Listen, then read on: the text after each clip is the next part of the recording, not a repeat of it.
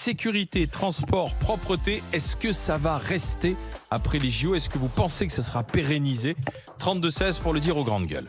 RMC, les grandes gueules.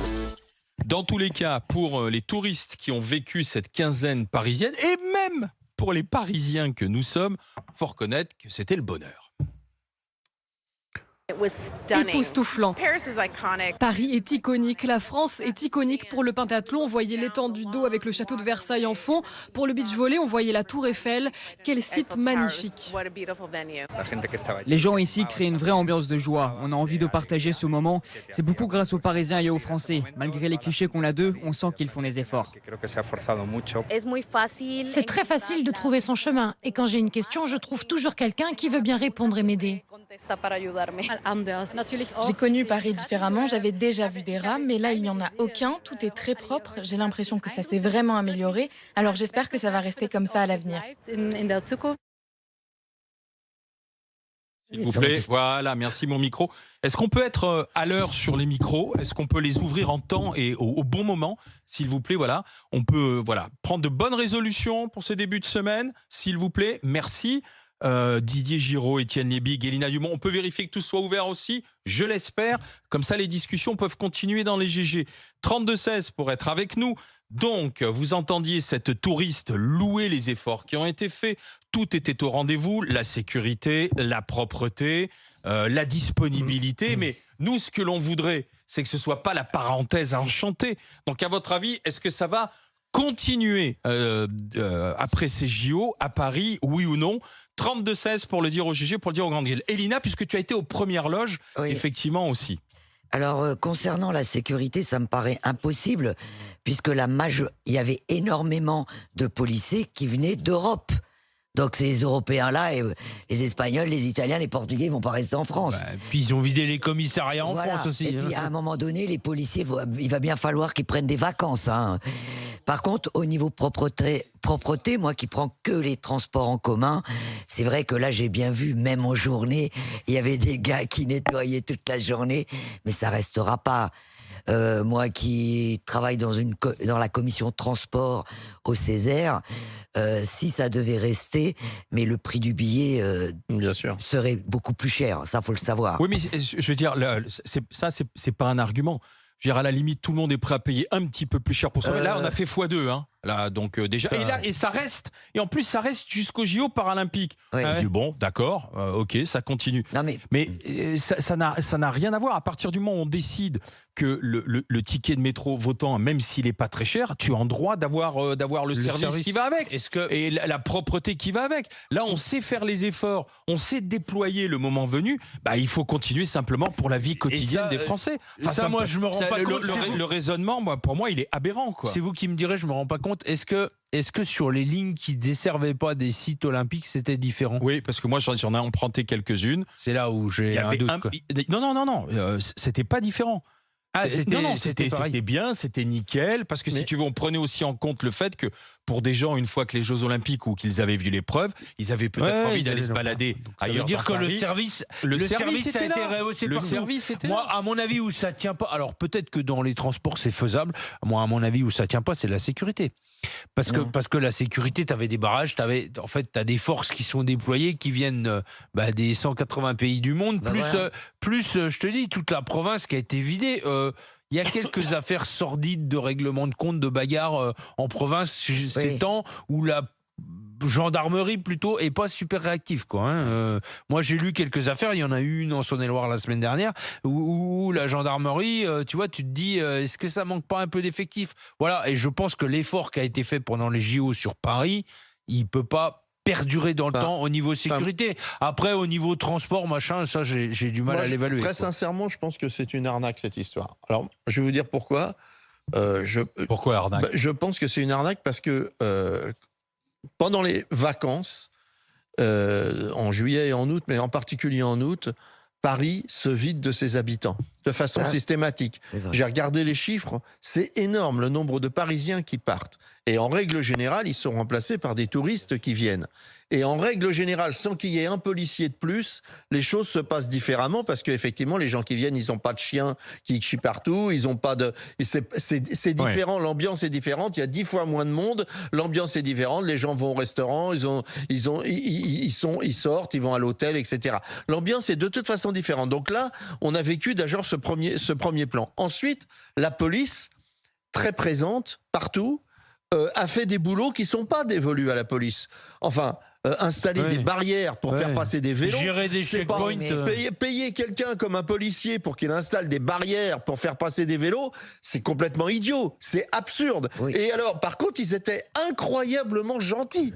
Je n'ai jamais rencontré de ma vie à Paris des policiers aussi gentils que j'en ai croisés, qui te répondaient avec une gentillesse incroyable, qui t'indiquaient, qui t'expliquaient, on met une barrière là, mais vous pourrez repasser dans 2 heures parce que la barrière elle sera partie. Au revoir monsieur, etc. Ça, je l'ai jamais vécu. Donc ça, c'était déjà un truc exceptionnel. Qui t'avait pas reconnu. C'était des flics de province qui t'avaient pas reconnu. Ensuite, à Paris. C'est vrai qu'il y avait énormément de policiers, c'est vrai, je redis une fois encore, et tu témoigneras avec moi, en Seine-Saint-Denis et dans les autres régions, les autres départements autour de Paris, il n'y avait pas un policier de plus, excepté autour des sites olympiques. Donc il faut arrêter de nous dire que la sécurité, c'était partout. C'est pas vrai, c'est un mensonge. Donc, et ensuite, dans le métro, il y avait ce qu'on appelle, moi je parle même pas de, il y avait de l'humain. C'est-à-dire qu'il y avait des gens qui étaient là avec leur petit gilet pour te renseigner, pour t'aider, pour te dire, te guider. S'il vous plaît, le métro est plein. Parce que tu es avec des étrangers, tout le monde ne fonctionne pas pareil. On te dit, monsieur, le métro est plein, veuillez attendre le prochain métro qui sera dans 2 minutes. C'est bien de le dire plutôt que de s'entasser comme des bétails dans le métro, parce que tout le monde ne fonctionne pas comme ça. Donc, et je trouve que l'élément, ce que la RATP et les trains qui avaient avant des contrôleurs, qui avaient des gens, etc. On a supprimé l'humain, on remet de l'humain, ça marche. Et partout il nous faut de l'humain, de l'humain. Avoue qu'au niveau de la propreté, moi je les ai vus les mecs. Mais il y avait des gens mais qui c'est de bossaient. l'humain. Oui, il a raison, Étienne. T'as remis de l'humain. Bien sûr. Enfin, Mais parce qu'on a mis des brigades supplémentaires, mais on nous a dit qu'elles seraient simplement provisoires. Alors attends, à la gare de Lyon, des gens habillés en violet qui renseignaient le passager, il y en avait 30. Ces 30-là, ils vont pas rester. On n'est pas mais c'est juste mettre de l'humain là où il y en avait. Quand tu allais à la poste dans le temps, tu discutais avec des gens qui te recevaient. Aujourd'hui, c'est des machines, tu vois. Et donc tu es face à des machines. Vous le savez tous les Français souffrent de ça. Tout le monde souffre de ça. C'est t'as besoin de joindre ta banque, tu passes par des disques et des disques et des disques pendant 20 Romain minutes. est avec nous. Romain, bonjour. Oui, bonjour les amis. Bonjour Bienvenue à tous. Romain. Alors, est-ce que vous pensez que sécurité, transport, propreté, ça va rester après les JO ? Mais en fait, moi, je crois qu'il y a un choix historique à faire. Je crois que les politiques qui vont arriver en place bientôt ont compris, mais je ne sais pas s'ils le savaient déjà, mais en tout cas, ont compris que le mot sécurité, c'était plus un gros mot utilisé uniquement par les fachos. Parce que moi, j'ai parlé notamment pendant toute la campagne des législatives des européennes, je mettais en avant la sécurité pour dire que la sécurité, ça permettait à une ville, à un département, à un État de vivre en sérénité. Tout le monde, si ça se passe bien, c'est parce qu'il y a de la sécurité, parce qu'il y a des policiers. C'est bon pour la confiance, c'est bon pour les commerces, c'est bon pour tout. Moi, je rêve qu'il y ait, après les Jeux, autant de sécurité pour être assuré quand ma fille rentre du collège. Quand je vais à l'hôpital aussi, qu'il y a de la sécurité, les transports, partout. Je veux de la sécurité et je pense que ça doit être un argument et un choix historique fort. Soit on repart comme avant, où c'est n'importe quoi, ou soit on met le paquet sur la sécurité. Alors après, je sais pas, il faudra faire peut-être des coupes autre part, mais la sécurité, c'est bon pour le pays. C'est bon pour la sérénité, c'est bon pour nos enfants, c'est bon pour l'avenir. Tout dépend de la définition de la sécurité que vous donnez, parce que quand on regarde par exemple... Tu parlais d'humain, je suis d'accord avec toi, il faut de l'humain, mais avec de l'autorité. C'est très important. Et c'est bon, et tout le monde doit parler de sécurité. Mais c'est vrai que quand on parlait de sécurité, moi on m'a traité de facho pendant 3 mois parce que j'ai parlé de sécurité. Quand tu regardes, excuse-moi, mais quand tu regardes en France le taux de la criminalité, par exemple on parle de la criminalité intraconjugale et familiale, intrafamiliale d'abord comme première criminalité de France, c'est pas en rajoutant de la police que tu soignes la question de la criminalité intrafamiliale, qui est la première criminalité de France de très très loin. Et donc en fait, toi tu ne penses criminalité qu'au sens de l'individu qui se balade dans la rue et qui est importuné. Mais ça c'est 10% de la criminalité en France. C'est rien par rapport à la criminalité. Tu dois reconnaître aussi ce que dit Romain, c'est qu'à un moment donné, il y a le sentiment d'insécurité aujourd'hui qui est résolu quand il y a de la présence policière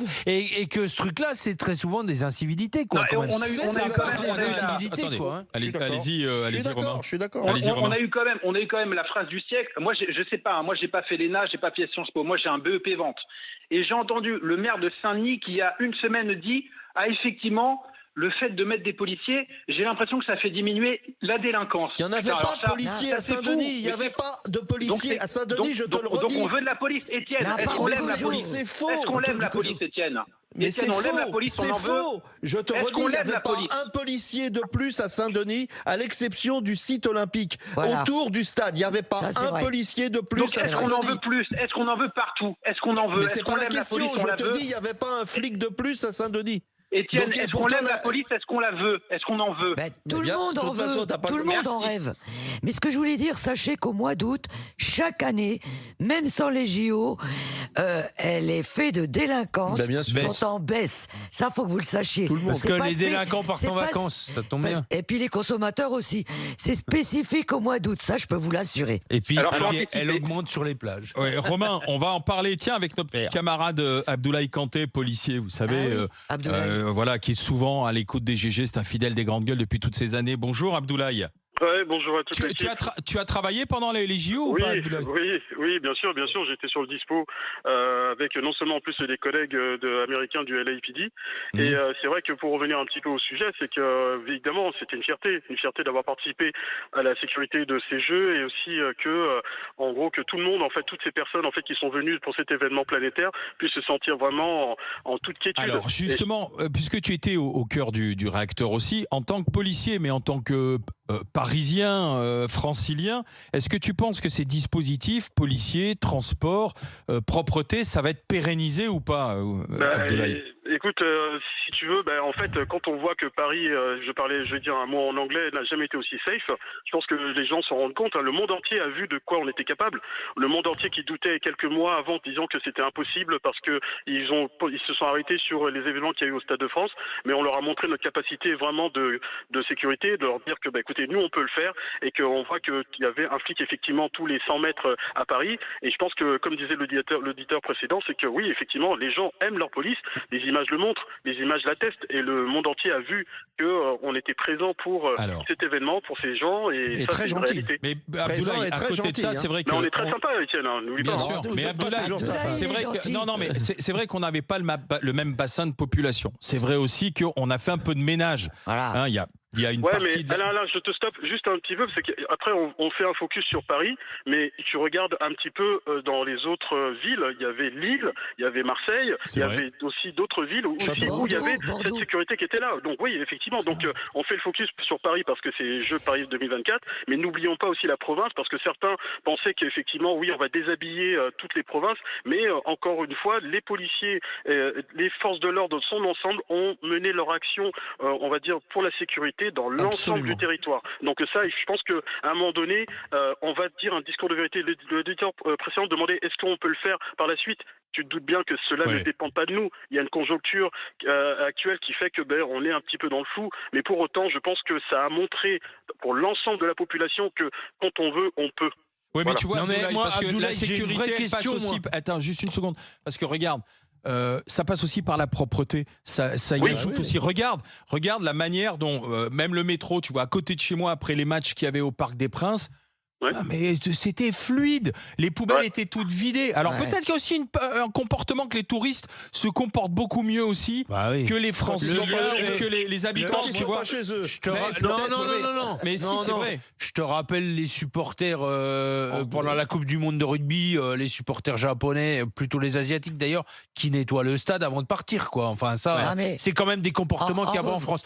Par contre, moi j'ai une question, Abdoulaye. Est-ce que est-ce que aujourd'hui, pour pérenniser le truc, vous pensez que dans les effectifs actuels, c'est possible? Parce que on a quand même le sentiment que les moyens ont été mis. On peut pas bloquer les vacances durablement. Non, on peut pas continuer d'avoir le NCIS à nos côtés. Et voilà. Non, effectivement, ça demande énormément de moyens humains, parce que je rappelle aussi qu'on a été renforcé par 1800 policiers étrangers qui sont venus de 42 pays.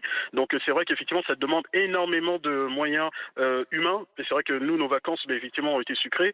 Mais je pense qu'effectivement, je pense qu'on doit tenir compte des leçons de cet événement pour essayer de voir dans l'avenir, anticiper, pour se dire, mais voilà comment ça s'est passé. Est-ce qu'on ne pourrait pas pérenniser autrement? Après, évidemment, je suis pas dans les hautes sphères, mais je pense que, vu ce qui s'est passé, je pense qu'effectivement, il faut qu'on prenne les leçons de cela. Et je me dis que oui, la France a cette volonté de vouloir être en sécurité, pas que seulement pour les événements, mais aussi pour le quotidien. Et c'est important. Merci Abdoulaye d'avoir été avec nous. Bonne journée Abdoulaye, à bientôt. Bon courage.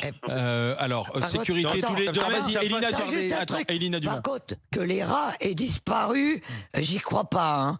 Là, je crois qu'il y a un truc qui... Ouais, mais on exagère beaucoup. Ouais, les rats, ils ont pas disparu. Sécurité, transport, propreté, est-ce qu'à votre avis, ça va rester après les Jeux Olympiques, oui ou non? J'ai vu des rats partout. On va regarder sécurité, transport, propreté, est-ce que ça va rester après les Jeux ou non? Tout étant en dessous de sécurité, 48% non, transport 37% non, propreté 14,4%.